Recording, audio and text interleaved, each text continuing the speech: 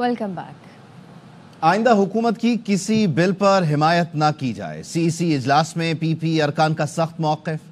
Chairman Bilawal Bhutto की ज़ेर सदारत जरदारी हाउस इस्लामाबाद में 4 घंटे तवील इजलास।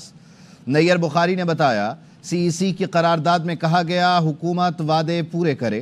पावर शेयरिंग फार्मूले पर गुफ्तगू का इख्तियार सदर जरदारी को दे दिया गया। कमेटी पाकिस्तान पीपल्स पार्टी और हुकूमत के जो वादे हैं उसके साथ पंजाब और इस्लामाबाद में मुकामी हुकूमत के फौरी इंतखाबात का मुतालबा किया। तनाज़ा केनालों जो नहरें हैं उनकी तामीर पर तशवीश का इज़हार करते हुए 11 माह से इल्तवा के शिकार मुश्तरका मफादात कौंसिल के इजलास को फिलफौर बुलाने का मुतालबा किया। कमेटी ने कोरोना एजेंसी के हवाले से जो सूरत हाल है उस पर बड़ी तशवीश का इज़हार किया। मुतालबा किया कि वफाक और सूबाई हुकूमतें अपनी जिम्मेदारी निभाएं, अमन कायम। Peoples party central executive committee इजलास में सीईसी में बेशतर अरकान ने हुकूमती रवैये को अफसोसनाक करार दिया है। नुमाइंदा खुसूसी संजय साधवानी हमारे साथ हैं, उनसे मजीद जान लेते हैं। संजय, क्या अहवाल है हाल का? जी बिल्कुल, अरकान का कहना था कि नून लीग की वफाक और वजीर आजम शहबाज शरीफ पीपल्स पार्टी के वोटों पर खड़े हैं।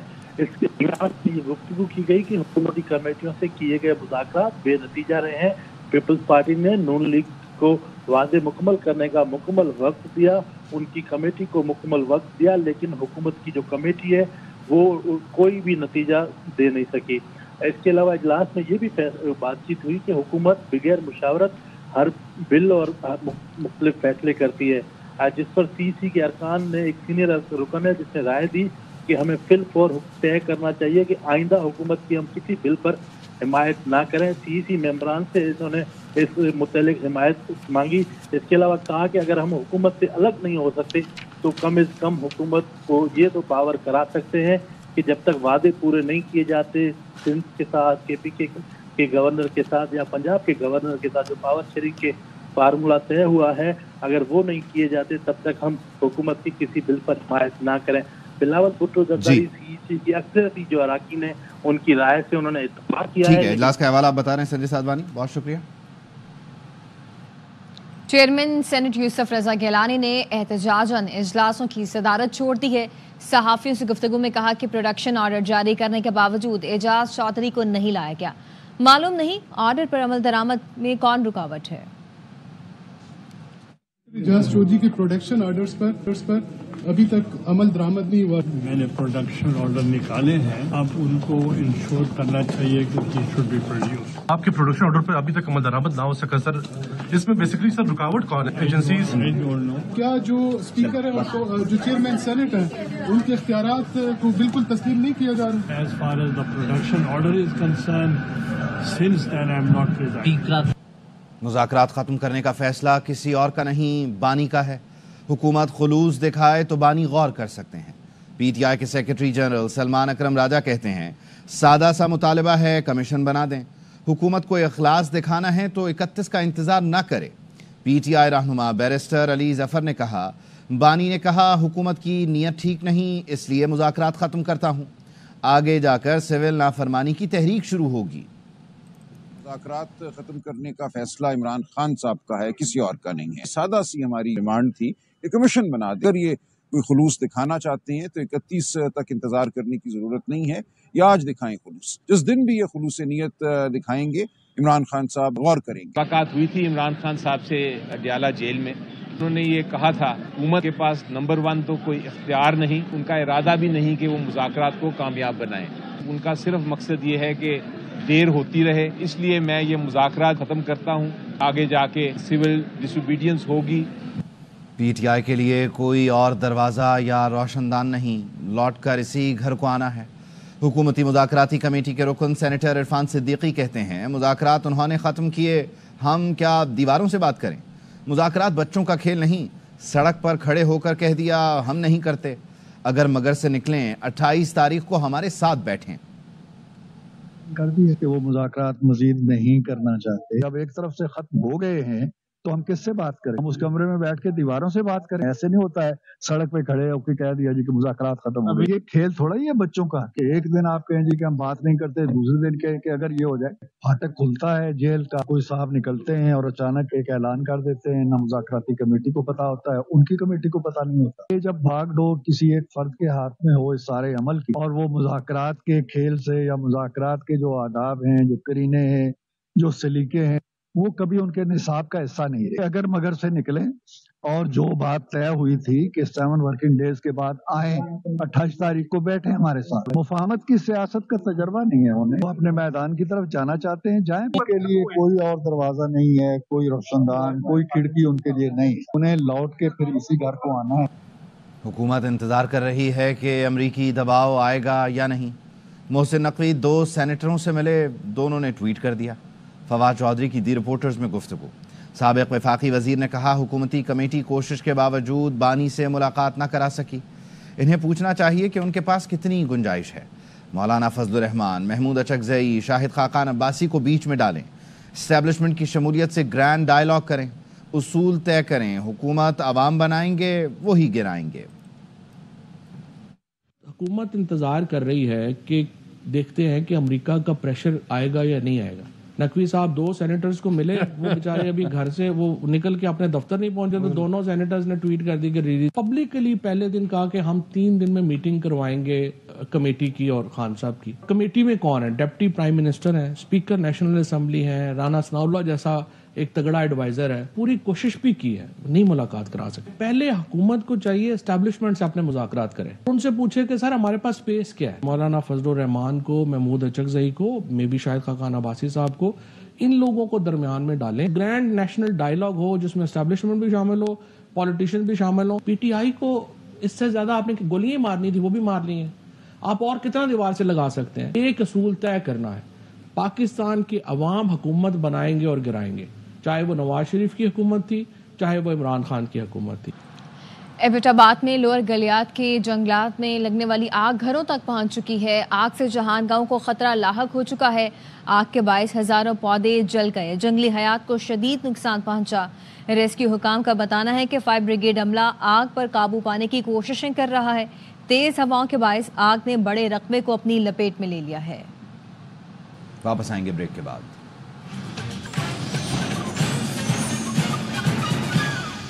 Welcome back.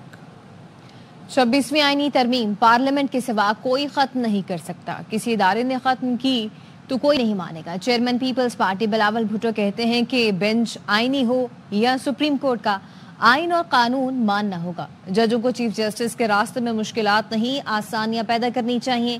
پیک ایکٹ پر میڈیا اور ڈیجیٹل میڈیا نمائندوں سے مشاورت ہوتی تو بہتر ہوتا.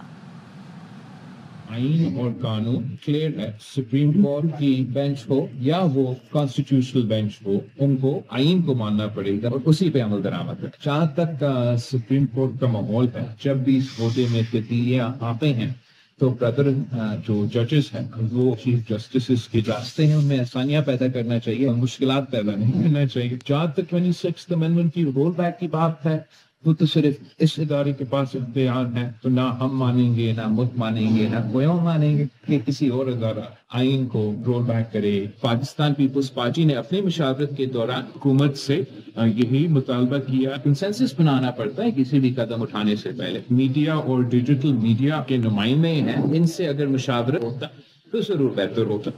پیک ایکٹ ترمیمی بل 2025 سینٹ اجلاس میں پیش کر دیا گیا. وزیر قانون اعظم نذیر تارڑ نے متنازع ترمیمی بل پیش کیا. اپوزیشن کا شدید احتجاج. شور شرابے میں ڈپٹی چیئرمین سینٹ نے بل متعلقہ قائمہ کمیٹی کے سپرد کر دیا. حکومت اور اپوزیشن کے ارکان میں تلخ جملوں کا تبادلہ بھی ہوا. بل پیش ہونے پر صحافیوں نے واک آؤٹ کیا. اجلاس پیر کی شام 4 بجے تک ملتوی کر دیا گیا. یہ بل کمیٹیز کو جا رہے ہیں, آپ بغیر سوچے سمجھے احتجاج کر رہے ہیں. جائیں کمیٹیز میں جا کے اپنا موقف بیان کریں. آپ نے آج پاکستان کی اکانومی کو اور پاکستان کے لوگوں کی زندگیوں کو آسان کرنے کے لیے جو ڈیجیٹائزیشن کا پروجیکٹ ہے, پیک ایکٹ ترمیم کا شکنجہ اپوزیشن اور صحافیوں کے لیے تیار کیا گیا ہے. اپوزیشن لیڈر عمر ایوب کہتے ہیں کہ تمام اپوزیشن جماعتوں کے ساتھ مل کر حکومت کے خلاف مہم چلائیں گے. اسد قیصر نے کہا کہ جعلی پارلیمنٹ سے جعلی قانون پاس کیے جا رہے ہیں، بنیادی حقوق سلب کیے جا رہے ہیں۔ پیکا ایکٹ ہو گیا یا ڈیجیٹل پاکستان ایکٹ ہو گیا، انہوں نے وہ ویپن صحافی برادری کے خلاف استعمال کرنے، اپوزیشن کے خلاف استعمال ہوگا۔ ہم اس چیز کو ریجیکٹ کرتے ہیں۔ ہم لوگ ساری اپوزیشن پارٹیز کے پاس جا رہے ہیں، ہم لوگ مل کے اس فیشسٹ حکومت کے خلاف ہم لوگ بنیادی حقوق سلب کیے جا رہے ہیں۔ آئین آپ کو حق دیتا ہے اظہار آزادی کا۔ جب جعلی پارلیمنٹ ہوگی تو جعلی قانون سازی ہوگی۔ فلور کے اوپر جو ہے نا عمر صاحب نے بات کرنی چاہیے، اس کو موقع نہیں دیا گیا ہے۔ صحافی تنظیموں کی جوائنٹ ایکشن کمیٹی نے پیکا ایکٹ میں متنازع ترمیم مسترد کر دی۔ متنازع بل کے خلاف عدالت سے رجوع کرنے اور احتجاجی تحریک کا اعلان۔ P F U J, P B A, C P N E, M N اور اے پی این ایس پر مشتمل صحافی تنظیموں کی جوائنٹ ایکشن کمیٹی کے ہنگامی اجلاس میں اہم فیصلے کیے گئے۔ شرکاء نے کہا وفاقی حکومت نے مشاورت کے بغیر متنازع بل منظور کروا کر وعدہ خلافی کی۔ متنازع بل کا محور صرف سوشل میڈیا نہیں، ہدف الیکٹرانک اور پرنٹ میڈیا کے ڈیجیٹل پلیٹ فارمز بھی ہیں۔ اس کا مقصد اختلاف رائے کو جرم بنا دینا ہے۔ حکومت اسٹیک ہولڈر سے مشاورت کرنا چاہتی ہے تو سینٹ میں متنازع بل کی منظوری مؤخر کی جائے۔ بصورت دیگر جوائنٹ ایکشن کمیٹی احتجاج شروع کر دے گی۔ مظاہروں میں شرکت کے لیے وکلاء، انسانی حقوق کی تنظیموں، سول سوسائٹی اور سیاسی جماعتوں کو بھی مدعو کیا جائے گا۔ متنازع بل عدالت میں چیلنج کرنے کے لیے وکلاء سے مشاورت بھی شروع کر دی گئی ہے۔ جوائنٹ ایکشن کمیٹی نے موقف کا اعادہ کیا کہ صحافی تنظیمیں کسی قانون کے خلاف نہیں، لیکن مشاورت کے بغیر کی جانے والی قانون سازی کسی صورت قبول نہیں کی جا سکتی۔ امدادی سامان کا سب سے بڑا قافلہ پاڑا چنار پہنچ گیا ہے۔ 72 گاڑیوں کا قافلہ کرم کے متاثرین کے لیے کھانے پینے کی چیزیں لے کر پہنچا ہے۔ حکام نے تصدیق کر دی ہے۔ پولیس اور ضلع انتظامیہ کی حفاظت میں آٹا، چینی، پھل، سبزیوں اور دواؤں سے لدے ٹرک پاڑا چنار پہنچ گئے ہیں۔ اپر کرم کے متاثرہ دیہات کے مکینوں میں سامان کی تقسیم جاری ہے۔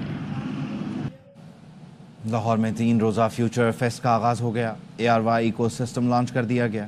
Chairman A R Y group Haji Muhammad Iqbal نے شرکت کی۔ نذیر بھٹی کی رپورٹ دیکھیے۔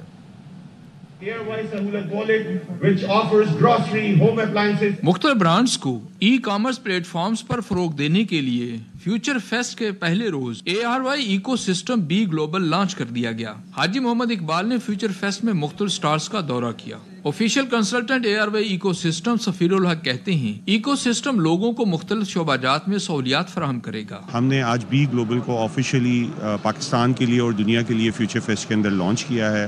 یہ ایک business ecosystem platform ہے جو کہ برانڈز کو، کنزیومرز کو، سب کو فیسیلیٹیٹ کرتا ہے اور سب کو گروتھ کی طرف لے کے جاتا ہے with saving concept of 80% gold. I T اور ای کامرس ایکسپرٹ قاسم سنارامے کہتے ہیں فیوچر فیسٹ ایکو سسٹم کو فروغ دینے میں اہم کردار ادا کرے گا۔ یہاں پر کہتے سیلرز بھی ہیں، یہاں پہ جن لوگوں کے پاس کہتے پروڈکٹس ہیں وہ بھی ہیں، جو لوگ ان پروڈکٹس کو پک پیک شپ کرتے ہیں UK، US، آسٹریلیا میں وہ لوگ بھی ہیں۔ تو ایک بہت کہتے کمپریہنسو ای کامرس ایکٹیویٹی ہو رہی ہے یہاں۔ ایکسپو سینٹر میں مختلف برانڈز کے سٹالز بھی لگائے گئے جو مقامی مصنوعات کو فروغ دینے اور برآمدات بڑھانے میں معاون ثابت ہوں گی۔ بینگ اے PhD اسکالر میں نے یہ انیشیٹو لیا ہے کہ مارکیٹ میں جتنے بھی پرفیومز ہیں وہ امپریشنز پہ کام کر رہے ہیں، سو میں نے اس کمی کو محسوس کرتے ہوئے اپنا برانڈ لانچ کیا ہے۔ میں آئل فری پکلز بناتی ہوں، نو آئل نو ونیگر کے ساتھ۔ میرا پرپس ہیلتھ کو پروموٹ کرنا ہے۔ فیوچر فیسٹ اتوار تک جاری رہے گا۔ کیمرہ مین الطاف حسین کے ساتھ نذیر بھٹی، ARY نیوز لاہور۔ واپس آئیں گے بریک کے بعد۔ Welcome back. کوئٹہ میں جبل نور القرآن میوزیم سے قرآن پاک کے 120 نسخے چوری کر لیے گئے ہیں۔ چوری کی واردات 21 اور 22 کی درمیانی شب ہوئی ہے۔ چوروں نے جبل نور میں گھس کر شو کیسوں کے شیشے توڑے اور نادر نسخے لے کر فرار ہو گئے۔ نسخوں میں ہاتھ سے لکھے قرآن پاک اور احادیث کی نادر کتابیں بھی شامل ہیں۔ میوزیم انچارج کی مدعیت میں پولیس اسٹیشن میں مقدمہ درج کر لیا گیا ہے۔ لاہور ماڈل ٹاؤن میں ملازمہ کی ساتھیوں کے ساتھ لوٹ مار، تاجر کے گھر سے 2.5 کروڑ لے اڑی۔ مزید بتائیں گے ہمارے ساتھ موجود نمائندے احمد کھوکر۔ جی احمد بتائیے گا کیا تفصیل ہے اس واقعے کی؟ ہاں جی بالکل، یہ لاہور کے علاقہ ماڈل ٹاؤن ہے جہاں پر گھریلو ملازمین کے روپ میں آنے والی جو خواتین ہیں انہوں نے ایک تاجر کے گھر میں ڈکیتی کی واردات کی۔ تاجر کا نام جو ہے وہ شاہزیب اکرم ہے۔ اس حوالے سے ڈکیتی کے حوالے سے مقدمہ بھی درج ہو گیا ہے۔ یہ جو ڈکیتی کی واردات ہے وہ تقریباً جو مالیت بنتی ہے وہ 2 کروڑ اور 20,48,000 کے قریب جو ہے مالیت بنتی ہے، جس میں سونا جو ہے وہ بھی لوٹا گیا ہے اور نقدی بھی لوٹی گئی ہے۔ یہ تقریباً 2 روز جو ہے ملازمین انہوں نے گھر پہ رکھے تھے، خواتین ملازمین، اور پھر ان خواتین ملازمین نے اپنے ساتھیوں کے ہمراہ 2 دن بعد جو ہے وہ گھر کے اندر اسلحے سمیت ڈکیتی کی واردات کی ہے۔ اس حوالے سے مقدمہ درج کر لیا گیا ہے، لیکن ابھی تک جو ملزمان ہیں پولیس ان کا سراغ لگانے میں ناکام دکھائی دے رہی ہے۔ جی ٹھیک ہے، بہت شکریہ عامر۔ نیوز اسٹوڈیو سے فی الوقت اتنا ہی۔